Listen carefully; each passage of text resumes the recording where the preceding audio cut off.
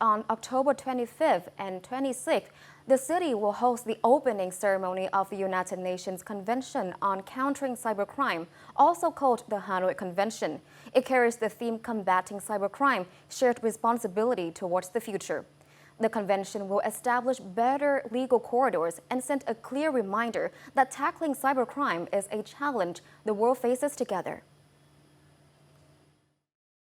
The Hanoi Convention, launched in 2020 and adopted by the UN General Assembly in December 2024, includes 9 chapters and 71 articles on preventing, investigating, and prosecuting cybercrime.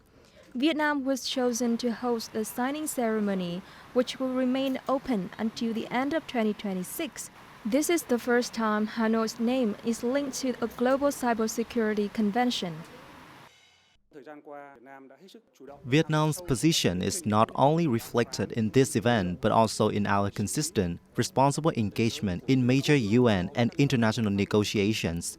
Our successful participation in drafting and hosting the Hanoi Convention demonstrates Vietnam's growing role in global processes. Last year, global cybercrime losses reached about $9.5 trillion.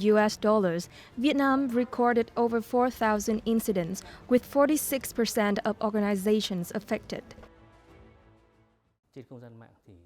As cybercrime grows more complex, the convention creates a legal corridor for countries to cooperate in investigations, exchange information, and share warnings to combat global cyber threats. Interpol and the UN Office on Drugs and Crime called it a historic step, closing legal gaps without compromising human rights. The upcoming signing in Hanoi is expected to help shape global cooperation for a safer, fairer digital space.